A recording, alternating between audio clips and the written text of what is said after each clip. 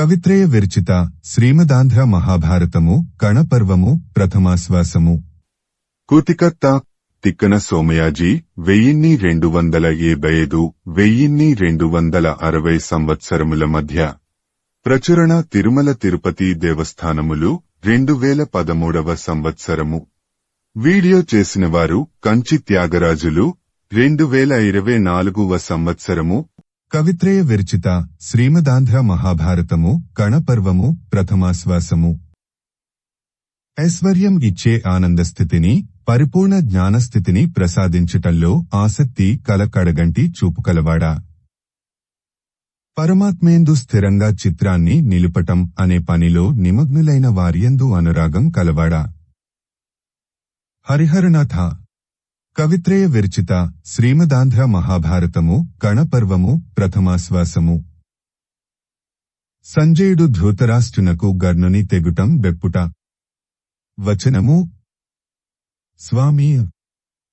వైశంపాయన మహర్షి జనమేజయ మహారాజుతో ఇట్లా చెప్పాడు. రాజా, నీకిదివరకే నేను చెప్పినట్లు గొప్ప జ్ఞాని అయిన సంజయుడు కురుక్షేత్రంలో ఉన్న సైన్యం నుండి బయలుదేరి రాజధాని హస్తినానగరానికి వచ్చాడు. ధృతరాష్ట్ర మహారాజు నివసించే భవనానికి వెళ్లి ఆ మహారాజును దర్శించి నమస్కరించాడు.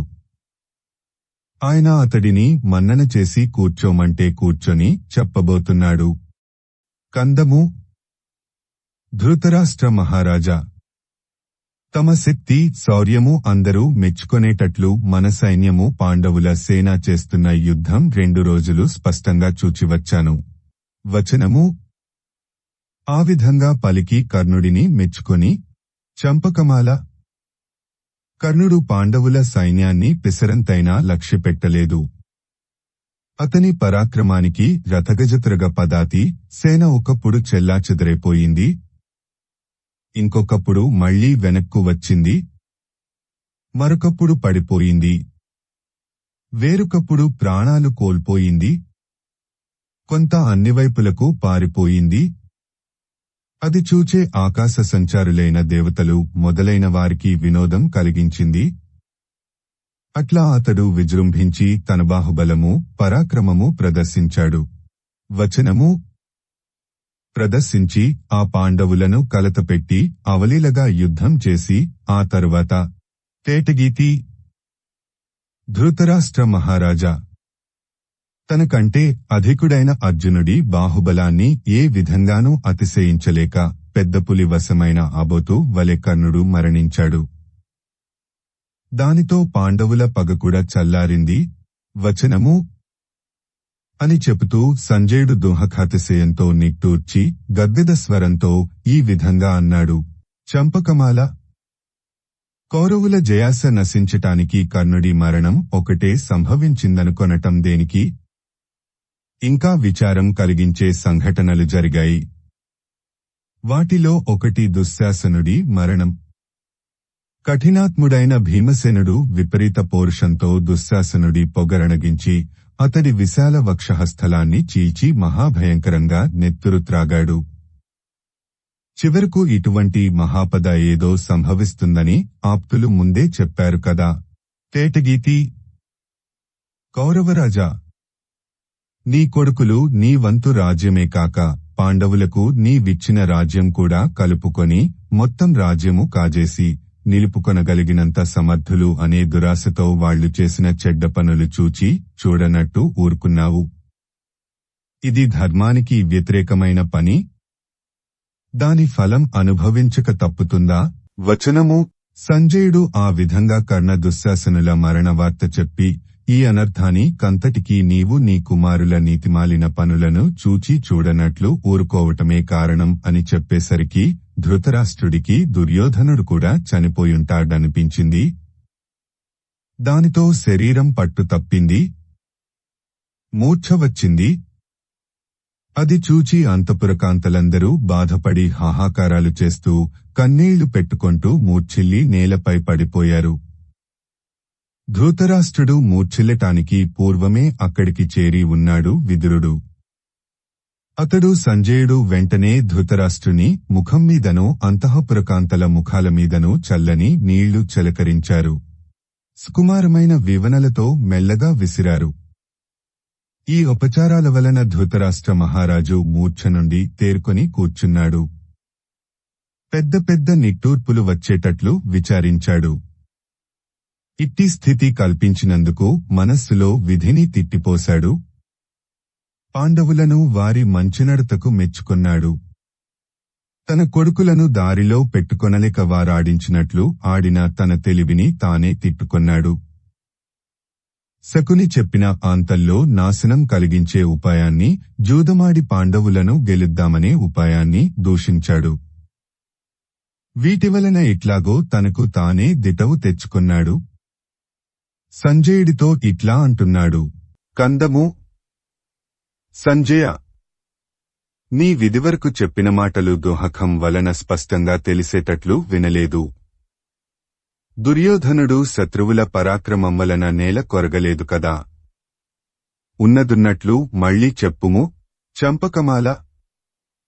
ధృతరాష్ట్ర మహారాజు అట్లా ప్రశ్నించేసరికి సంజయుడు ఆయనతో ఇట్లా చెప్పాడు. ఈ యుద్ధంలో పరాక్రమాన్ని ఒక క్రీడవలే ప్రదర్శించి కర్ణుడు, అతడి కుమారులు, తమ్ముళ్ళు మరణించారు. మహాబలశాలి అయిన వాయుపుత్రుడు భీముడు ఒక పరాక్రమ క్రీడ అన్నట్లుగా యుద్ధం చేసి తన బలం అంతా ఉపయోగించి దుశ్శాసనుని పట్టుకొని అతడి వక్షస్థలం బ్రద్దలు చేసి తన బలగర్వం ప్రకటమయ్యేటట్లు అతడి రక్తం త్రాగాడు. కందము. సంజయుడు కణదుశ్శాసనాదుల మరణ విషయం మళ్లీ చెప్పేసరికి ధృతరాష్ట్రుడి మనస్సు పనిచేయటం మానేసింది. అందువలన ఆయన సంజయ, ఇంకేమీ చెప్పకుము. నా మనస్సు చాలా కలత చెందింది. అందువలన దానికి ఇక వినే శక్తి లేదు. కనుక మాటాడకుండా ఊరుకొమ్ము అన్నాడు. అట్లా పలికి కలత చెందిన మనస్సుతో వచనము. ఆ విధంగా పలికి ధృతరాష్ట్ర మహారాజు కొయ్యబారిపోయాడు. అట్లా కొంతసేపు ఉండి ఆ స్థితి నుంచి తెప్పిరిల్లి సంజయుడితో ఈ విధంగా పలికాడు. కందము. నా దుర్నీతి వలనను దుర్యోధనుడికి బుద్ధిలేనందువలనను కదా ఈ పరిణామం సంభవించింది. నా ఆయువు పట్టులను చీల్చే ఈ శోకం ఇంత అధికంగా ఉంటుందా? వచనము.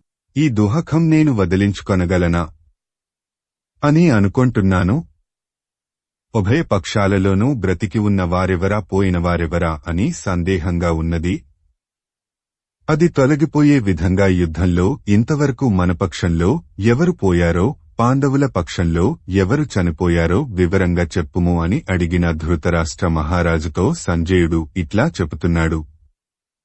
మన పక్షంలో భీష్ముడు, ద్రోణుడు, కర్ణుడు, వికర్ణుడు, వృషసేనుడు, దుశ్శాసనుడు, లక్ష్మణుడు మొదలైన వారు చనిపోయారు. పాండవపక్షంలో విరాటుడు, శతానికుడు, ద్రుపదుడు, ఘటోత్కచుడు, అభిమన్యుడు, పాండ్యరాజు మొదలైనవారు నేలకొరిగారు. ఇట్లా ఇటువంటివారెవలన ప్రాణాలు కోల్పోయారు అని చెప్పాడు. అది విని ధృతరాష్ట్ర మహారాజు మన సైన్యంలో ఇంకా ఎవరు మిగిలి ఉన్నారు అని అడిగాడు. దానికి సంజయుడు ఇట్లా సమాధానం చెప్పాడు. అశ్వత్థామ, కృతవర్మ, శల్యుడు, శకుని, కృపాచార్యుడు బ్రతికి ఉన్నారని చెప్పాడు. ఇంకా జీవించి ఉన్న ధృతరాష్ట్రుని కుమారుల పేర్లు, కర్ణుని కొడుకులలో మిగిలినవారి పేర్లు ఇంకా ఉన్న పోటరుల పేర్లు చెప్పాడు. ఈ మిగిలిన వారిని వెంటబెట్టుకుని యుద్ధం చేసి విజయం సాధించదలుచుకున్నాడు దుర్యోధనుడు అని చెప్పాడు. అయితే నివురుగప్పిన నిప్పు వేడి ఎలా ఉంటుందో దుర్యోధనుడి శౌర్యం ఇప్పుడలా ఉన్నదన్నాడు. అయినా అతడు ధైర్యంతో ఉన్నాడన్నాడు. అది వినేసరికి తన కుమారుడి ప్రయత్నం వల్ల ధృతరాష్ట్రుడికి అల్పాల్పంగా మనస్సులో ఆరట కలిగింది. అయినా తన పక్షం వాళ్లు చాలామంది చనిపోయారే అని మళ్లీ దుహకం ముంచుకొని వచ్చింది. అందువలన కొంచెం సేపు మాటాడలేదు. ఇంతలో అంతటి కర్ణుడు చనిపోవటమేమిటి అనిపించి ఇట్లా అన్నాడు. తేటగీతి. కర్ణుడి ఆకారం మదించిన ఏనుగువలే ఉండేది. అతడు సింహంలాంటి శరీరం కలవాడు. అతడి పరాక్రమానికి అంతులేదు. అలాంటి పరాక్రమంతో ప్రకాశిస్తూ అతడు కౌరవ సైన్యంలో ఉంటే ఆవుల మధ్య ఆబోతున్నట్లుండేది. అంతటివాడు పడిపోయాడా? అయ్యయ్యో! వచనము. ఈ విధంగా ధృతరాష్ట్ర మహారాజు అయ్యో అయ్యో అని శోకిస్తూ సంజయుడితో ఇట్లా అన్నాడు. కందము. సంజయ, కర్ణుడు కృష్ణుడిని, అర్జునుడిని కొంచెమైనా లెక్కజేసేవాడు కాడు. దేవేంద్రుడిని కూడా ఎదిరించి గెలుస్తాననేవాడు. అటువంటివాడు కూడా యుద్ధంలో మరణించాడా? సీసము. ఆట వెలది. కవిత్రయ విరచిత శ్రీమదాంధ్ర మహాభారతము కణపర్వము ప్రథమాశ్వాసము. ధృతరాష్ట్రుడు గర్ను మరణంబు విని పలవించుట. కర్ణుడు సామాన్యుడు కాడు.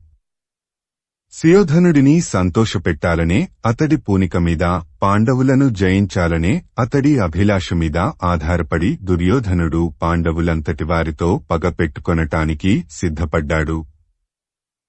కర్ణుడి ప్రయత్నం వలన విదేహ దేశాధిపతి, పుండ్రదేశ ప్రభువు మొదలైన రాజులు దుర్యోధనుడికి కప్పం కట్టుతున్నారు. కర్ణుడి అండచూచుకొని కౌరవసేనలు ఆటాడినట్లు యుద్ధం చేస్తున్నాయి. కర్ణుడి వద్ద ఉన్న దివ్యాస్త్రాలకు సాటి లేదు. అవి చాలా రకాలుగా ఉన్నాయి. వాటి ప్రభావం దేవతలకు కూడా ఆశ్చర్యం కొలుపుతుంది. అటువంటి కర్ణుడే మరణించాడంటే ఇంక మనకు బ్రతికెక్కడా? మనం ఈ యుద్ధంలో జయించము. ఇంత నిరాశ, ఇంత దోహకము కలిగించే ఈ వార్త విన్న తరువాత కూడా నా మనస్సు అట్లాగే ఉన్నది. బ్రద్దలు కాలేదు, చీలిపోలేదు, స్థిమితం తప్పలేదు. దీనిని బట్టి ఇది రక్తమాంసాలతో కాక దేనితోనూ బ్రద్దలు కాని వజ్రాలతో నిర్మించబడినదేమో అనిపిస్తున్నది. వచనము. ఈ రీతిగా శోకించి ఇంకా కందము. వరుసగా చుట్టాలు, కొడుకులు, మిత్రులు చనిపోయారని, ఓడిపోయి అవమానం పాలయ్యారని వింటూ నేను తప్ప మరొకరెవరైనా ఇట్లా ప్రాణాలతో ఉండగలరా? ఇంత కష్టం అసలు ఎవరికైనా సంభవిస్తుందా? వచనము. ఇట్లా పలికి ధృతరాష్ట్ర మహారాజు ప్రాణాలు విడిచిపెట్టటానికి సిద్ధపడ్డాడు. నీళ్లలో దూకుతాను, లేదా నిప్పంటించుకొంటాను, లేదా విషం మింగుతాను, లేదా ప్రాణాలు పోయేవరకు తిండి మాని కూర్చుంటాను మొదలైన మాటలన్నాడు. సంజయుడు ఆ మాటలన్నీ విని ఆ మహారాజుతో ఇట్లా అన్నాడు. చంపకమాల రాజా, నీకున్న వంశము, సిరిసంపదలు, తేజస్సు, ఎదురులేని పేరు ప్రతిష్టలు చూస్తే నీవు పూర్వరాజులతో సరితూగగలవు. ఇటువంటి నీవు ఇట్లా దోహకపడి మనస్సు కలవరపరుచుకొనటం తగదు. నీ చదువు, నీ గొప్పదనము, నీకుగల మన్నన నలుగురు మెచ్చుకొనేటట్లు నిలబడుము. నీ మహాధైర్యం చలించకుండా ఉండుము. వచనము. సంజయుడా విధంగా పలికిన తరువాత ధృతరాష్ట్రుడు అతడితో ఇట్లా అన్నాడు. తేటగీతి. కర్ణుడి మరణం వలన సర్వనాశనమైపోయింది. ఓడిపోయాము అనే భావం ఒక బాణం వలె నా గుండెలో దిగి ఉండి భరించరాని బాధ కలిగిస్తున్నది. దీనివలన వస్తున్న శోకం ఒక సముద్రం వలె ఉన్నది. ఇట్టి పరిస్థితిలో ఈ శోకం అనే సముద్రాన్ని దాటటం నాకు ఎట్లా సాధ్యమవుతుంది? కందము. జీవుడు చేసే ప్రయత్నం నిష్ప్రయోజనం. ఎట్లా ఆలోచించినప్పటికీ చేసిన కర్మకు ఫలం ఇచ్చేది విధియే. నిరంతరం బాహుబలంతో ప్రకాశిస్తూ ఉండే అంతటి కర్ణుడు అర్జునుడి చేతిలో చనిపోయాడు. విధియే ఫలాన్నిస్తుందని అనక ఇంకా ఏమీ అనగలము? కందము. నాకు చాలా దీర్ఘాయువున్నది. అది ఎట్లా చెప్పగలనంటే కర్ణుడు యుద్ధంలో మరణించాడు అనే మాట స్పష్టంగా విన్న తరువాత కూడా నా హృదయం ఎన్నో ముక్కలైపోకుండా ఉన్నందువల్ల నాకు చాలా ఆయువున్నదని తెలుసుకున్నాను. కందము. ఒకప్పుడు నన్ను లోకం గౌరవించేది. ఇప్పుడు నా బంధుమిత్రాదులందరూ మరణించారు. అందరూ నన్ను చూచి అయ్యో అని జారపడదగిన స్థితికి వచ్చాను. ఇట్టి స్థితిలో బ్రతకటము ఒక బ్రతుకా? ఇట్టి స్థితిని భరించగలనా? సీసము. ఆట వెలది. ఒక దోహకం తరువాత మరొక దోహకం వచ్చిపడుతున్నందువలన నా మనస్సు ఒత్తిడికి గురి అయింది. భీష్ముడు పడిపోవటము, ద్రోణుడు చనిపోవటము, కర్ణుడు కూలిపోవటము దుహకం కలిగించాయి. ఈ మూడింటిలో కూడా కర్ణుడు లేకుండా పోవటం మరీ దుహకం కలిగించింది. దీనివలన దుర్యోధనుడికి తాను గెలుస్తాననే ఆశ పోయింది. నాకు దుర్యోధనుడు బ్రతికి ఉంటాడనే ఆశ పోయింది. ఎందుకంటే దుర్యోధనుడికి రక్షణ సమస్తము కర్ణుడే కదా. ఇంక కాపాడే వారెవరున్నారు చెప్పుము? ఎవ్వరూ లేరు. జంభాసురుడు ఇంద్రుడి చేతిలో మరణించినట్లు అర్జునుడి చేతిలో కర్ణుడు మరణించాడా? మన సైన్యానికి ధైర్యము, శత్రు సైన్యానికి భయము పోయేటట్లు చచ్చిపడి ఉన్నాడా? కందము. దుర్యోధనుడు కర్ణుడు చనిపోయిన తరువాత ఇంకా యుద్ధంలో గెలుస్తాననుకోవటం కుంటివాడు వడివడిగా నడవటానికి ప్రయత్నించటం వంటిది. దరిద్రుడు వృద్ధుడు అయినవాడు వేశ్యలు కావాలనుకొనటం వంటిది. నిష్ప్రయోజనమన్నమాట. కందము. మీరు మేము అన్నదమ్ముల బిడ్డలము, అన్నాదమ్ములము. మనలో మనకు కలహం ఎందుకు అని యుధిష్ఠిరుడు చెప్పాడు. జబ్బు చేసినవాడికి పథ్యం సయించదు.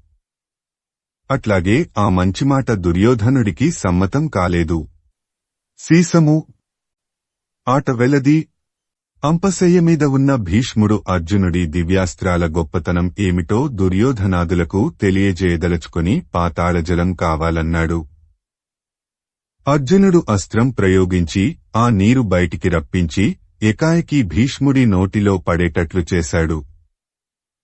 అట్లా తెలియజేసిన తరువాత దుర్యోధనుడితో, పాండవులతో స్నేహంతో ప్రవర్తించుము. రాజ్యం విభజించి వారి వంతు వారికిచ్చి నీ వంతు నీవు అనుభవించటం మంచిది. ఇప్పటికే చాలా నష్టపోయావు. యుద్ధం మాని శాంతి వహించి సుఖంగా జీవించుము అని చెప్పాడు. దుర్యోధనుడు ఆయన ఆదేశం మన్నించాడు కాడు. ఇప్పుడు సముద్రం వంటి శోకం వచ్చిపడింది. ఇందులో మునిగిపోవక బ్రతుకగలడా? పిల్లలు పిట్టను పట్టుకొని దాని ఈకలు లాగివేసి ఎగురలేకుండా చేసి ఎట్లా ఆడిస్తే అది అట్లా ఆడుతూ పడి ఉంటుంది. ఆలోచిస్తే నేను చేసుకున్న కర్మలు నావాళ్లనందరినీ నాకు దూరం చేసి నన్ను నిస్సహాయుడిని చేసి నన్ను అలా ఆడిస్తున్నాయి. ఈ బాధ తప్పించుకొనటానికి ఎక్కడికి వెళ్లేది? ఈ బాధ తొలగించేవారు నాకెవరు మిగిలి ఉన్నారు? వచనము. ధృతరాష్ట్రుడి మనస్సులో రకరకాలుగా దుహకం పెళ్లిబుకుతున్నది. అదంతా బయటపడే విధంగా ఆయన ఇంతకు ముందు చెప్పినట్లు చాలా పలుకులు పలికాడు. ఆ తరువాత ఆయనకు కర్ణుడు ఎట్లా నేల కొరిగాడో తెలుసుకొనాలనిపించింది. కనుక సంజయుడితో ఇట్లా అన్నాడు. మత్తేభము. కర్ణుడు అర్జునుడిని ఎదుర్కొని యుద్ధం చేసేటప్పుడు అతడి బాహుబలం సహించాడా? తన భుజబల గర్వవిజృంభణం చూపించగలిగాడా? పట్టుదల, పౌరుషము ఉభయసేనలలోని వారు ప్రశంసించే విధంగా విజృంభించాడా? లేక పారిపోయాడా? సాహసాన్ని, అతిశయాన్ని, దైన్యంతో విడిచిపెట్టలేదుగదా. కందము. మిగిలిన యుద్ధభటులు యుద్ధంలో కర్ణుడిని ఒక్కడిని విడిచిపెట్టి పారిపోయారా? బలము, అధికమైన ప్రతాపము ప్రకాశింపగా అనేకమంది సైనికులు సహాయపడి మాంసము, శవాలు అయ్యేటట్లుగా మరణించారా? వచనము. ఇట్లా అని ఇంకా. కందము. అర్జునుడు తన అగ్రభాగంలో శిఖండిని ఉంచుకొని అతడి వెనుక తానుంటూ భీష్ముడిని సమీపించి మోసంతో ఆయనను సంహరించాడు కదా. ఆ ప్రకారం కర్ణుడి విషయంలో కూడా కపటోపాయం ఒకటి పాండవులు ఆలోచించారా? కందము. అశ్వత్థామ అను పేరుగల ఏనుగు చచ్చిపోతే ద్రోణుడిని సంహరించాలనే అభిప్రాయంతో యుధిష్ఠిరుడే ఆయన కొడుకు అశ్వత్థామ అన్న భ్రాంతి కలిగేటట్లు అశ్వత్థామ పడియే అన్నాడు కదా. అట్లా కర్ణుడిని సంహరించటానికి కూడా ఏమైనా చేశారా? కందము. వంచన చేయాలని పాండవుల పన్నుగడలు పన్నినందువలన భీష్మద్రోణులు యుద్ధంలో నరకబడ్డారు కాని యుద్ధధర్మం విడువకుండా పోరాడిన వారెవరైనా వారినిద్దరినీ ఓడించగలరా? సీసము. తేటగీతి. కర్ణుడు పరశురామునంతటి వాడి వలన బ్రహ్మాస్త్రం గ్రహించాడు. అతడి వద్ద నాగముఖాస్త్రం ఉన్నది. అది స్వల్పకారణం వలన పోయేది కాదు. ఈ అస్త్రాలు రెండూ కాక అతడి వద్ద దివ్యాస్త్రాలు చాలా ఉన్నాయి. అతడు గొప్ప ఉపాయశాలి. అందరినీ గడగడలాడించిన అభిమన్యుడి ధనుస్సు అట్టి ఉపాయంతోనే ఖండించాడు. భీమసేనుడికి 10,000 ఏనుగులకున్నంత బలం ఉన్నది.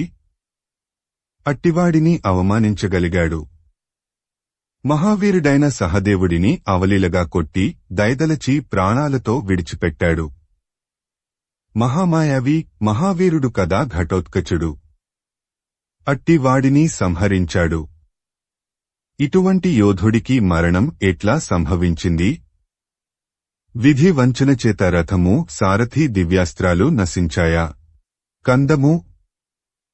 రథం విరగకుండా నడుస్తుంటే సూతుడు చెప్పిన ప్రకారం రథం తోలుతూ అవసరమైన సలహాలిస్తూ ఉత్సాహపరుస్తూ తన విధి నిర్వహిస్తూ ఉంటే ఉన్న గొప్ప దివ్యాస్త్రాలు విధివశాత్తు నిష్ప్రయోజనాలు కాకుండా ఉంటే యుద్ధంలో కర్ణుడిని జయించటం దేవేంద్రుడికైనా శక్యమవుతుందా?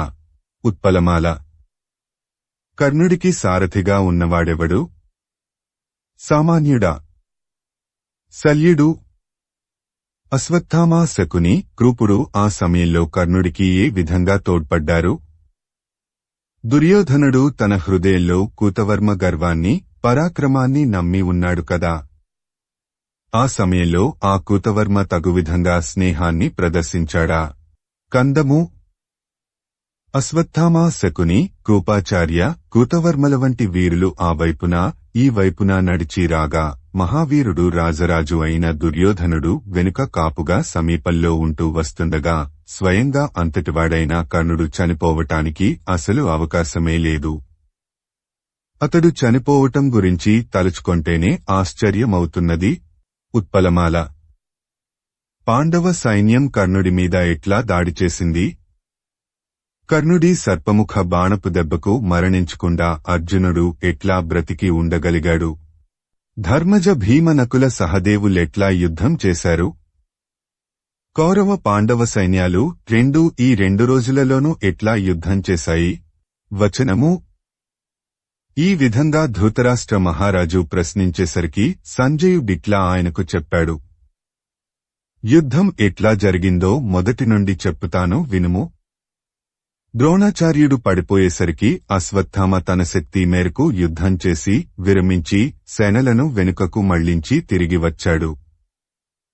అప్పుడు దుర్యోధనుడు కర్తవ్యాలోచనకు సభ చేశాడు.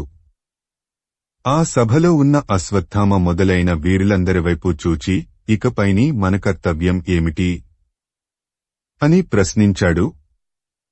అప్పుడు అశ్వత్థామ తేభము ఇట్లా చెప్పాడు. కందము. రాజా, ఆదరం, ఉత్సాహం, గొప్ప శక్తి, నీతి ఈ సద్గుణాలకు దైవం తోడైతే ఏ కార్యమైనా నెరవేరుతుంది. చంపకమాల. ఆలోచించి చూస్తే సద్గుణ నిలయులైన మహానుభావులు భీష్మద్రోణాదులు వెళ్లిపోయారు. అయినప్పటికీ నీ బాహుబలము ఆది నుండి నీకు కల ప్రతాపము ఆధారంగా యుద్ధం తగువిధంగా నడిపించుము. దైవ సహాయం కూడా నీకు లభించుగాక. పరిశీలించి చూస్తే మిగిలి ఉన్న రథిక శ్రేష్ఠులు మాత్రం తక్కువవారా? కందము. రాజా, బలశౌర్యాలలో గొప్పవాడైన కర్ణుడిని మనం సేనానాయకుడిగా చేసుకొని పూనికతో శత్రువులను చావగొట్టుదాము. కర్ణుడిలో సద్గుణాలు కూడా మిక్కిలిగా ఉన్నాయి. కందము. రాజా, ఈ కర్ణుడి వద్ద దివ్యాస్త్ర విద్యాసంపద చాలా నిలుకడగా ఉన్నది.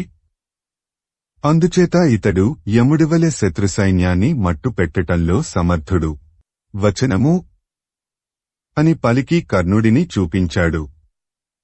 ఆ మాటలకు నీ కుమారుడైన దుర్యోధనుడికి సంతోషం కలిగింది. కర్ణుడు పాండవులను గెలుస్తాడనే ఆశ మనస్సులో చాలా పెరిగింది. అట్టి స్థితిలో కర్ణుడితో ఇట్లా అన్నాడు. శార్దూల విక్రీడితము. నీ పరాక్రమము నామీద నీకున్న మైత్రి జగత్ప్రసిద్ధమైనవే కదా. భీష్మద్రోణులు ఇద్దరూ పడిపోయినందున ఈ కౌరవ సేనలను రక్షించదగనవాడవు నీవే. భీష్మద్రోణులిద్దరూ కావాలని పాండవులను చూచి చూడనట్లు కోరుకున్నారు. లేకుంటే వారిని సంహరించి నా పగ తీర్చటానికిన్నాళ్లు కావాలా? నీవే సేనానాయకుడవై ఉన్న పక్షంలో అవలీలగా గెలిచి ఉండేవాడవు. ఇప్పుడైనా సేనాపతివైతే అవలీలగా గెలుస్తావు. వచనము: నీవు మేధావివి, సమర్థుడవు, గొప్ప బలవంతుడవు, ప్రత్యేకించి నాకు రక్షకుడవు. కనుక నీవు నాకు హితమైనది తప్పక చేయాలి. అదికాక మనము భీష్ముడిని, ద్రోణుడిని అవమానించేవాళ్లము. వారిద్దరూ యుద్ధంలో పడిపోయారు. ఇప్పుడు ఏమీ చేయలేనివాళ్లవలే మనం నిరుత్సాహంగా ఎట్లా ఉండగలము? కనుక నీవు పూనుకొమ్ము. సూర్యోదయం చీకటిని నశింపజేసినట్లు నీ పూనిక శత్రువులను నశింపజేసేది కావాలి. దేవసేనను కుమారస్వామి నడిపించినట్లు కౌరవ సైన్యాన్ని నీవు నడిపించి నన్ను గెలిపించుము. నిన్ను నీవే సర్వసేనానాయకత్వానికి పట్టాభిషేకం చేసుకోమ్ము అనేసరికి కర్ణుడికి చాలా సంతోషమైంది. అందువలన మిగతా రాజులందరూ వింటూ ఉండగా దుర్యోధనుడికి పరమానందం కలిగేటట్లుగా అతడితో ఇట్లా అన్నాడు: మత్తేభము, పాండవులను జయిస్తాను అని నీకు మాట ఇచ్చాను కదా, అది నేను మరచిపోతానా? ఈ భూలోకంలో తిరిగేవారంతా నా శౌర్యము, బాహుబలము, అస్త్రశక్తి ప్రశంసించే విధంగా ఈ పాండురాజు కొడుకుల పొగరనుస్తాను. నీవు మనస్సులో సందేహం పెట్టుకొనక నా యుద్ధం ఒకచోట నిలబడి చూడుము. వచనము: కవిత్రయ విరచిత శ్రీమదాంధ్ర మహాభారతము కణపర్వము ప్రథమాశ్వాసము. దుర్యోధనుడు గణునకు సర్వసేనాధిపత్యంబు గట్టుట, నన్ను సర్వసైన్యాధిపత్యానికి అధికారిని చేయుము అన్నాడు. ఆ మాటకు దుర్యోధనుడు పొంగిపోయాడు. తాను ముఖ్యులైన రాజులు కలిసి బంగారు కలశాలతో పవిత్ర జలాలు తెప్పించారు. వాటిలో మంచిమణులు, పుష్పాలు, మందుమొక్కలు, దీపాలవలె వెలిగే తృణజ్యోతిస్సులు, చందనాది సుగంధద్రవ్యాలు, అక్షింతలు, మంత్రాలు చదువుతుండగా చేర్చారు. మేడికర్రతో చేసిన అత్యున్నతాసనం మీద సువర్ణ రత్నవస్త్రం వంటిది పరిపించారు. దానిమీద కర్ణుడిని కూర్చుండబెట్టారు. అతడిని సేనాపతిగా అభిషేకించారు. అప్పుడు పుణ్యాహ ఘోషలు, మంగళవాద్యధ్వనులు, స్తుతి పాఠకుల స్తోత్రాలు అతిశయిల్లాయి. అప్పుడు కర్ణుడు బ్రాహ్మణోత్తములకు, యాచకులకు రకరకాల వస్తువులు, ధనాదులు దానాలుగా ఇచ్చాడు. ఆ సమయంలో శూరులు, యోధులు బాగా సంతోషించి జయజయధ్వానాలు చేశారు. రాజులు ప్రశంసించారు. స్తోత్రాలు చదివేవారు కృష్ణుడితో సహా పాండవులను జయించుమని దీవించారు. ఈ ధ్వనులన్నీ కలిసి ఆకాశందాకా వ్యాపించాయి. అప్పుడు కర్ణుడు అప్పుడే ఉదయించిన సూర్యుడివలె ప్రకాశిస్తూ అదివరకటి కంటే అధికుడైనాడు. అతడు దుర్యోధనుడి ముఖం చూస్తూ అన్నాడు: తేటగీతి రాజా, నన్ను అంగదేశపు రాజును చేయటమే కాక అఖిల సైన్యానికి అధినాథుడిని కూడా చేశావు. కనుక ఈ సంతోష సమయంలో చెబుతున్నాను, చుట్టాలతో మిత్రులతో సహా అర్జునుడిని నేను సంహరించి సామ్రాజ్య సంపద నీకిస్తాను. నీవు పుత్రపౌత్ర పరంపరగాను, పుత్రపౌత్ర సహితంగాను మహాభోగాలకు తగినట్లుగా భూమి నేలుకొమ్ము. కందము. ఇంత అసాధ్యమైన పని ఎట్లా చేయగలవంటావేమో వినుము. సత్య ధర్మపరాయణుడైనవాడు చేయదలచిన పని వెంటనే నెరవేరుతుంది. అట్లాగే భుజబల ప్రతాపాలున్న నేను యుద్ధంలో తేలికగా జయిస్తాను. వచనము అని అన్నాడు. ఇట్లా దుర్యోధనుడు కర్ణుడిని సకల సేనానాయకుడిని చేసిన తరువాత అతడిని అతడి నివాసానికి మహావైభవంతో పంపించాడు. తన సేవకులనందరినీ కూడా వారి వారి నివాసాలకు పంపించాడు. అతడి మనస్సంతా ఆనందంతో నిండిపోయి మొగం మీదికి ప్రవహించిందా అన్నట్లు అతడి ముఖం కళకళలాడుతుండగా లోపలి మందిరానికి వెళ్లాడు. ఆ రాత్రి నేనిక్కడికి వచ్చి నీకు ద్రోణుడి యుద్ధవార్తలన్నీ చెప్పాను. నీవు సెలవిచ్చిన తరువాత వెళ్లి ప్రొద్దుపొడిచేసరికి మళ్లీ మన దండు విడిసిన చోటు చేరుకున్నాను. ఆ సమయంలో సీసము తేటగీతి రాజా కర్ణుడు బయలుదేరాడు. అప్పుడు అతడి రథం మీది పెద్ద జెండా మీద కన్నులు మిరుమిట్లు గొలిపే దంతకాంతులతో ఏనుగు మొలత్రాడు ప్రకాశిస్తున్నది. అతడి రథం తెల్లని హంసల రంగు మంచి వేగముగల గుర్రాలతో సూర్యకాంతితో మెరుస్తున్నది. అతడి చేతిలో నారి ఎక్కించిన విల్లు ప్రకాశిస్తున్నది. దానికి బంగారపు ద్రవం పూసినందున చాలా అందంగా ఉన్నది. సేనా స్కంధావారంలో యుద్ధ సంరంభం కలిగేటట్లుగా అతడి ముందు భయంకరమైన శంఖం మ్రోగుతున్నది. ముఖం మీద యుద్ధోత్సాహ శోభ క్రొత్త అందాన్ని సమకూరుస్తున్నది. అతడి రెండు ప్రక్కల దగ్గరగా ముఖ్యులైన నమ్మదగిన స్నేహితులు యుద్ధానికి సంబంధించిన మాటలు పలుకుతూ నడిచి వస్తున్నారు. అట్లా అందంగా అతడు బయలుదేరాడు. వచనము: కర్ణుడు చారులను పంపి బయలుదేరండని ఆజ్ఞాపించగానే సేనాధిపతులందరూ యుద్ధానికి బయలుదేరారు. అట్లా సైన్యాలన్నీ యుద్ధానికి నడవటం ప్రారంభించేసరికి సీసము ఆట వెలది. గుర్రాల డెక్కల చివళ్ళెగరగొట్టిన భూరేణువులు అన్నివైపులా వ్యాపించాయి. ఏనుగుల చెక్కిళ్ల నుండి కారే మదపునీటి ప్రవాహం ఆ రేణువులను అణగగొట్టింది. రకరకాలైన వాద్యాల భయంకర ధ్వనులు ఆకాశాన్ని బ్రద్దలు చేశాయి. విండ్ల అల్లెత్రాళ్లు లాగుతుంటే వచ్చే టంటం అనే ధ్వనులు, వీరుల సింహనాదాలు ఆ వాద్యధ్వనులను తమవైపు ఆకర్షించుకున్నాయి. అంటే పెద్దవాళ్లు తమకంటే చిన్నవాళ్లను తామున్న చోటికి రమ్మని పిలుస్తారు కనుక వాద్యధ్వనులను ఈ ధ్వనులు పిలిచాయంటే మించాయన్నమాట. రథికులు పెట్టుకొన్న నగల కాంతులు, జెండాలకు గొడుగులకు వింజామరలకు ఉన్న మణుల కాంతులు వ్యాపించేసరికి సూర్యుడు పగటి దీపంవలే వెలవెలబోయాడు. వచనము: అటువంటి సమయంలో కందము జనులు భీష్మద్రోణులు లేకుండా పోయారన్న దుహకాన్ని దిగంబ్రింగుకొని సంతోషం నిండిన మనస్సులతో వికసించి ప్రకాశించే కన్నులతో కౌరవ సైన్యాధ్యక్షుడైన కర్ణుని చూచారు.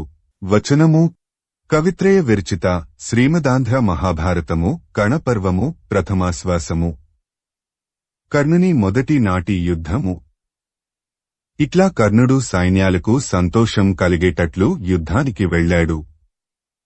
శత్రువులు భరించటానికి అశక్యమయ్యేటట్లు మకరవ్యూహం పన్నాడు. ఆ పన్నేటప్పుడు మొసలి నోటి స్థానంలో తానే నిలిచాడు. రెండు కన్నుల వద్దను శకునిని, అతడి కుమారుడు ఉలుకుడిని ఉండుమన్నాడు. తలదగ్గర అశ్వత్థామనుంచాడు. మెడవద్ద దుర్యోధనుడి తమ్ములను నిలిపాడు. కడుపు దగ్గర దుర్యోధనుడిని ఉంచాడు. ముందరి ఎడమ కాలివద్ద నారాయణ గోపాలులతో పాటు కూతవర్మ నుండుమన్నాడు. కుడిముందరి పాదం దగ్గర త్రిగత్తులతో దక్షిణ దిశాల వారితో కూపాచార్యుడిని నియమించాడు. వెనుక ఎడమకాలి సమీపంలో సకల దేశ సేనలతో శల్యుడిని నిలిపాడు. కుడివెనుక పాదం దగ్గర బహు రథ గజతురగ సమేతంగా సుషేణుడిని ఉండుమన్నాడు. తోక వద్ద మహాసైన్యంతో చిత్రుడు, అతడి తమ్ముడు చిత్రసేనుడు అనే రాజులను నిలిపాడు. ఇంకా ఉన్నవారిని ఆయా స్థానాలలో ఉండుమన్నాడు. అటు పాండవపక్షంలో ఇందుకు ముందుగానే యుధిష్ఠిరుడు భయంకరమైన గజరథ తురగ పదాతి చతురంగ సైన్యోల్లాసంతో వెలిగిపోతూ యుద్ధభూమికి వచ్చాడు. వచ్చి మన వ్యూహాన్ని చూచి సవ్యసాచితో ఇట్లా అన్నాడు: చంపకమాల! పరిశీలించి చూస్తే కౌరవ సైన్యం తేలిక అయిపోయింది. కాని సూతపుత్రుడు దీనినొక వ్యూహంగా పన్ని ముందు భాగంలో తాను నిల్చొని యుద్ధభారమంతా తన మీద వేసుకొని ఈ సమయంలో తన బలప్రతాపాలు చూపిద్దామనుకొని పొగరుతో చెలరెగుతున్నాడు. ఇతడిని నీ శరజాలంతో సంహరించుము. కందము: మనం 12 సంవత్సరాలు దుహక సముద్రంలో మునిగిపోయి ఉన్నందుకు తగిన విధంగా ఇతడిని ఇప్పుడు నీ బాణసముద్రంలో తిరుగులేని విధంగా ముంచివేయుము. ఉత్పలమాల. ఇంద్రకుమార అర్జున. దుర్యోధనుడి పక్షంలో ఇంకా మిగిలి బలపరాక్రమాలుండి యుద్ధంలో ప్రతాపం చూపించగలిగిన వాడితడొక్కడే చెలరెగుతున్నాడు. నీ ప్రతాపం చూపించి ఇతడిని సంహరించుము. ఆ దెబ్బతో ఆ దుర్యోధనుడు కృంగిపోతాడు. మహోన్నతమైన విజయం వచ్చి నీ దగ్గర నిలబడుతుంది. వచనము: నీకు తగిన వ్యూహం నీవు పన్నుము అని చెప్పాడు. అర్జునుడు అర్ధచంద్ర వ్యూహం పన్నాడు. అందులో మధ్యభాగంలో తానే ఉన్నాడు. ఎడమ చివర భీమసేనుడిని, కుడిచివర ధృష్టద్యుమ్నుడిని ఉండుమన్నాడు. యుధిష్ఠిరుడిని, నకుల సహదేవులను వెనుక భాగంలో ఉంచాడు. అతడి చక్రరక్షకులైన యుధామన్యుత్తమోజుల యుద్ధ కుతూహలం వ్యక్తమవుతున్న ముఖాలతో నిలిచారు. మిగిలిన యోధులు తమకు తగిన తావులలో ఉన్నారు. ఇట్లా అభయపక్షాల వారు వ్యూహాలు తీర్చి ఉన్న సమయంలో చంపకమాల: రాజా, ఈ వేళ కృష్ణుడు, పాండవులు యుద్ధంలో తప్పక పడిపోతారని నీ కొడుకు సంతోషించాడు. దుర్యోధనుడు యుద్ధంలో కర్ణుడితో సహా కడతేరుతాడని గట్టి పూనికతో అతిశయించాడు యుధిష్ఠిరుడు. ఆట వెలది. రెండు సైన్యాలలోనూ ఒకదానిని మించి మరొకటి ఆనందపడుతున్న రీతిగా ప్రవర్తించటం కనిపించింది. అనంతరం భేరులు మొదలైన వాద్యాల ధ్వనులు ఆకాశం చిల్లులు పడేటట్లు మ్రోగాయి. వచనము: శంఖాల మ్రోత వలన రెండువైపుల సైనికులలోనూ ఉత్సాహం పెరిగింది. అందువలన ఉభయ పార్శ్వాలలోనూ ఢీకొనటానికి విజృంభించి రెండు వ్యూహాలు కలిసి చెలరేగాయి. సీసము: ఆట వెలది. ఏనుగుల గంటల ధ్వనులతో వాటి భయంకర ఘీంకార ధ్వనులు కలిశాయి. రథాల పట్టాల కఠిన ధ్వనులతో జెండాల నిండా ఉన్న చిరుమువ్వల సవ్వడులు కలిశాయి. గుర్రాల గట్టి డెక్కల చివళ్ల చప్పుళ్లతో భయాన్ని కలిగించే వాటి సకిలింపులు కలిశాయి. సైనికుల మల్ల చరుపుల ధ్వనులతో సింహగర్జనల వంటి వారి హుంకార ధ్వనులు కలిశాయి. ఈ ధ్వనులన్నీ వ్యాపించి దిగ్భాగాలు పగిలిపోయాయి. అప్పుడు ఆకాశంలో సంచరించే దేవుని విశేషాదులైన సిద్ధ యక్షగరుడుల మనస్సులు కుతూహలంతో నిండిపోయాయి. అప్పుడు వారు చూడసాగారు. వచనము: ఇట్లా అభయసేనలు ఢీకొని మహాప్రతాపంతో పోరాడే సమయంలో గ్రద్దల దెబ్బలకు ప్రాణాలు విడిచిన 5 తలల పాముల వలె తెగిపడిన బాహువులతో మనోహర కాంతి అధికంగా ఉన్నందువల్ల పూర్ణచంద్ర సూర్యులను, మనోహర పరిమళం అధికంగా ఉన్నందువల్ల పద్మాలను వెలవెలపోయేటట్లు చేసే ముఖాలతో యుద్ధభూమి అలంకరించబడింది. వీరులు తాము పెట్టుకున్న ఆభరణాల వెలుగులతో వాహనాల నుండి నేలపై రాలిపడుతుంటే పుణ్యం క్షీణించిన తరువాత స్వర్గభ్రష్టులై ఈ లోకానికి వచ్చి పడుతున్న మహాత్ముల వలె ఉన్నారు.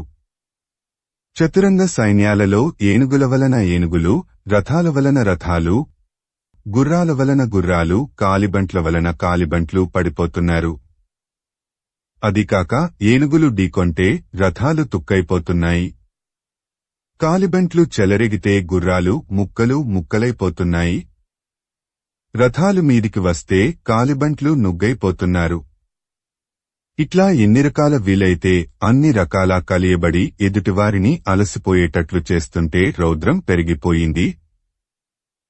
అప్పుడు సాత్యకి, ధృష్టద్యుమ్నుడు, చేకితానుడు, ఉపపాండవులు, ప్రభద్రక చెదిపాండ్య చోళమగధవంగ ప్రభృతి దేశాల సైన్యాలతో ఉత్సాహంతో యుద్ధం చేసి తరిమారు. అప్పుడు ఉత్పలమాల ఏనుగుల సమూహాలు మహాభయంకరంగా నడిచిరాగా మహాపౌరుషశాలి అయిన భీమసేనుడు అత్యంత కాంతితో, పరిపక్వ విక్రమ విలాసంతో, అత్యధిక గర్వంతో అణచశక్యం కాని ఒక మదపుటేనుగు నెక్కి మన సేన మిక్కిలి కలతపడేటట్లుగా ఎదుర్కొన్నాడు. కందము వేస్తున్నవాడి బాణాలు వ్యాపిస్తూ నిండుగా ప్రకాశిస్తుండగా ఏనుగుమీద ఉన్న వాయుపుత్రుడు భీముడు ఉదయపర్వతం మీద వ్యాపిస్తున్న కిరణాల ఆధిక్యంతో ఉన్న సూర్యుడివలె ప్రకాశించాడు. కవిత్రయ విరచిత శ్రీమదాంధ్ర మహాభారతము కణపర్వము ప్రథమాశ్వాసము. క్షేమధూర్తి యను రాజు భీమునితో యుద్ధము చేసి చచ్చుట. వచనము: కులుత దేశపురాజు క్షేమధూర్తి భీముడిని చూచాడు. తన సైన్యాలను ప్రోత్సాహపరిచి నడిపించుకొంటూ విజృంభించి భీముడిని రమ్మని పిలిచి తన ఏనుగును అతడి మీదికి ఉసుకొలిపాడు. అది కొండను ఢీకొన్నట్టుగా భీముడి ఏనుగును ఢీకొన్నది. ఆ వీరులిద్దరూ ఒకరిమీద మరొకరు చిన్న ఈటెలు ప్రయోగించుకున్నారు. మహాపరాక్రమంకల వారి ఏనుగులు ఒకదాని చుట్టూ మరొకటి తిరుగుతూ ఉంటే అందంగానూ భయంకరంగానూ కూడా ఉన్నది. ఇట్లా వారిద్దరూ యుద్ధం చేశారు. కందము ఇద్దరూ ధనుస్సులు తీసుకొన్నారు. బాహుబలగర్వాలు పెరుగుతుండగా యుద్ధం చేశారు. వారి వేగాన్ని జనం మెచ్చుకొనే విధంగా ఒకరి ధనుస్సులొకరు అనేక పర్యాయాలు నరుక్కున్నారు. వచనము అందువలన వారికి కోపం పెరిగి తేటగీతి శక్తులతోనూ తోమరాలతోనూ వేగంగా పోరాడే సమయంలో క్షేమధూర్తి భీమసేనుడి విశాలమైన వక్షస్థలంపై చిన్న ఈటెలేడింటిని గ్రుచ్చుకొనేటట్లు వేశాడు. అందువలన అతడి గర్వం ప్రసిద్ధికెక్కింది. చంపకమాల భీముడు సూర్యకిరణంవలె మెరుస్తున్న చిన్న ఈటె నొకదానిని ప్రయోగించాడు. దానిని కరుస దేశపురాజు మధ్యలో ఆశ్చర్యకరంగా ముక్కలు చేశాడు. అంతటితో ఆగకుండా వేగంగా 60 బాణాలు భీముడి శరీరానికి తగలేటట్లు ప్రయోగించాడు. భీముడు ఒక పెద్ద విల్లు తీసుకొని క్షేమధూర్తి ఏనుగుకు అన్నివైపులా బాణాలు దట్టంగా ప్రయోగించాడు. వచనము ఆ విధంగా భీముడు కరుసదేశాధిపతి పరాక్రమాన్ని లెక్కచేయక అతనివైపు కూడా చూడకుండా అతని ఏనుగు శరీరం నిండా బాణాలు వేసేసరికి అది వెనుదిరిగి పరుగెత్తింది. అయినా భీముడు దాన్ని వదలకుండా వెంబడించగా ఆ క్షేమధూర్తి ప్రయత్నించి తన ఏనుగును మళ్లీ భీముడివైపు మళ్లించి భీముడి శరీరం మీద అతడి ఏనుగు శరీరం మీద వాడి బాణాల పరంపరలు ప్రయోగించాడు. చంపకమాల ధృతరాష్ట్ర మహారాజా కులుతరాజు ప్రయోగించిన శరపరంపరను భీముడు లక్ష్యపెట్టకుండా అతడి విల్లు విరుగగొట్టాడు. అతడి ఏనుగును నొప్పించాడు. అప్పుడు ఆ రాజు మహాపౌరుషంతో మరొక విల్లు తీసుకొని వెలుగులు చిమ్మే బాణంతో భీముడిని బాగా నొప్పించి అతడి ఏనుగు ప్రాణాలు విడిచి నేలపై పడిపోయేటట్లు చేశాడు. దానికి సంతోషించి నీ సైన్యం అరిచింది. మత్తేభము భీముడు గద చేతితో పట్టుకొని పడిపోయిన ఏనుగు మీది నుండి దిగి క్షేమధూర్తి ఏనుగును పడగొట్టాడు. క్షేమధూర్తి కత్తి పట్టుకొని భీముడి మీదికి వచ్చాడు. మహారాజా భీముడు వెంటనే కఠిన గదా ప్రహారంతో అతడిని సంహరించాడు. వచనము ఇట్లా తన ఏనుగు కళేబరం వద్దనే పడిపోయిన క్షేమధూర్తి ఇంద్రుడి వజ్రాయుధపు దెబ్బకు కూలిన కులపర్వతం దగ్గరనే పిడుగుపాటుకు పడిపోయిన సింహం వలె శోభించాడు. అట్లా పోయిన అతడిని చూచేసరికి మన సేనకు భయం పుట్టి పారిపోసాగింది. దానిని పాండవ సేనలు తరుముతున్నాయి. అప్పుడు మత్తేభము ఆకాశాన్ని కప్పివేసేటట్లు బలమైన బాణాలు ప్రయోగిస్తూ కర్ణుడు పాండవసేనను ఢీకొన్నాడు. దానితో మన సైన్యం దైన్యాన్ని విడిచి మళ్లీ పాండవ సైన్యాన్ని ఎదుర్కొన్నది. పాండవులు భయంకరంగా తమ భుజబల గర్వాన్ని ప్రకటిస్తూ తమ దర్పవిలాసం చూపించసాగారు. దానితో దేవతలకు కూడా ఆశ్చర్యం కలిగించేటట్లు యుద్ధం నడిచింది. వచనము ఆ యుద్ధంలో కందము కర్ణుడి బాణాలు గ్రుచ్చుకొనే సరికి పాండవుల ఏనుగులు బాధతో అరిచాయి.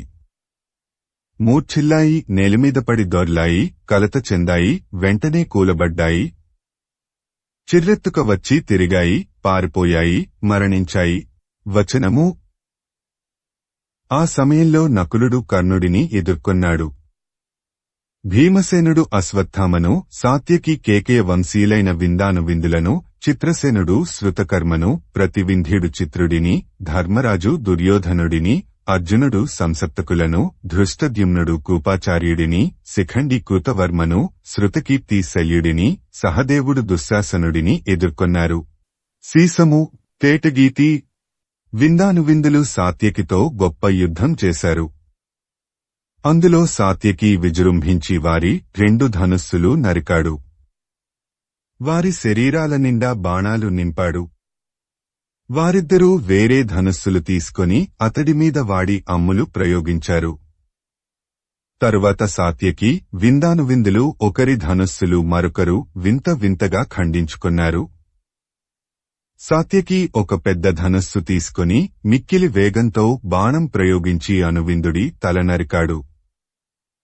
అది బాగా మెరుస్తున్న రత్నకుండల శోభతో మనోహరంగా ఉండిపడుతూ అతడి సైన్యానికి మన సైన్యానికి కూడా శోకం కలిగించింది.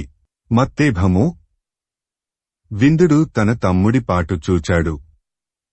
బాగా మెరుస్తున్న ధనస్సు పట్టుకొన్నాడు. అమ్ములు ప్రయోగించి సాత్యకిని పువ్వులతో ఉన్న మోదుగు చెట్టు వలె చేశాడు. అనగా పలుగాయాలు కలుగజేసి ఆ గాయాల నుంచి నెత్తురు వచ్చేటట్లు చేశాడు. అందువలన ఆ గాయాలు మోదుగు పువ్వులవలే ఎర్రగా ఉన్నందున సాత్యకి పూలతో ఉన్న మోదుగు చెట్టువలే ఉన్నాడని భావం. అప్పుడు సాత్యకి విందుని అవయవాలపై 25 బాణాలు నాటాడు. అట్లా వారిద్దరూ విజృంభించి కోపంతో కన్నులు నిప్పులు రాల్చుతున్నవా అన్నట్లు ఎర్రబడిన కన్నుల జంటతో ఒకరి సూతుని మరొకరు చంపుకొని తేటగీతి ఒకరి గుర్రాలను మరొకరు చంపుకొన్నారు. ఒకరి ధనుస్సులను మరొకరు నరుకుకొన్నారు. ఇరువురు కత్తులతో దాలులతో తమ చేతులు ప్రకాశిస్తుండగా గబగబా రథాల నుండి నేలకు దిగారు. వచనము. ఇట్లా కాలినడకతో వలయాలుగా తిరుగుతూ కందము సమీపించి చిత్ర విచిత్ర గమనాలతో పోరాడే సమయంలో వారి డాళ్లు 2 కత్తి దెబ్బలకు మాటుగా పెట్టటం వలన పగిలిపోయాయి. సాత్యకి ప్రక్కనుంచి నేర్పుతో 2 ముక్కలయ్యేటట్లు విందుడిని ఖండించాడు. వచనము. సాత్యకి ఇట్లా విందానువిందులిద్దరినీ సంహరించాడు. యుధామన్యుడి రథమధిరోహించాడు. ప్రతాపంతో మరొక్క తేరు సిద్ధం చేయించుకొన్నాడు. అభిసారదేశపు రాజు చిత్రసేనుడు ద్రౌపది సహదేవుల కుమారుడు శృతకర్మ పోరాడుతుండగా శృతకర్మ కందము. ఆ అభిసార దేశపు రాజును వాడికల 5 ఇనుప బాణాలతో నొప్పించగా అతడు 9 బాణాలతో మిక్కిలి త్వరతో శృతకర్మను కొట్టి 5 బాణాలతో అతడి సారథిని నొప్పించాడు. సీసము. తేటగీతి. శృతకర్మకు కోపం వచ్చి ఒక గట్టి బాణంతో ఆ రాజును భుజము శిరస్సు రొమ్ము కలిసేచోట కొట్టాడు. దానితో ఆ రాజు మూర్ఛిల్లాడు. శృతకర్మ అట్లా ఉన్నవాడిని మళ్లీ కొట్టాడు. అప్పుడారాజుకు తెలివి వచ్చింది. అప్పుడు అతడు విజృంభించి ప్రతాపంతో శృతకర్మ ధనుస్సును విరగ్గొట్టాడు. శృతకర్మ మరొక విల్లు తీసుకొని ఆరాజు శరీరం నిండా బాణాలు నాటితే ఆయన ఏదుపంది ఒళ్ళు పెంచినట్టు ముళ్ళు నిక్కబడుచుకొనేటట్లు చేసినట్టు కనిపించాడు. చిత్రసేనుడు వెంటనే శృతకర్మ వక్షస్థలంలో దిగేటట్లుక వాడి బాణం ప్రయోగించాడు. శృతకర్మ వెంటనే ఆ రాజును చిత్రసేనుని రక్తంలో మునిగేటట్లు చేసి ఒక బాణంతో అతడి తల నేలపై పడి దొర్లేటట్లు కొట్టాడు. కవిత్రయ విరచిత శ్రీమదాంధ్ర మహాభారతము కణపర్వము ప్రథమాశ్వాసము. కూతికర్త తిక్కన సోమయాజీ 1275–1260 సంవత్సరముల మధ్య ప్రచురణ తిరుమల తిరుపతి దేవస్థానములు 2013వ సంవత్సరము. వీడియో చేసినవారు కంచి త్యాగరాజులు 2024వ సంవత్సరము.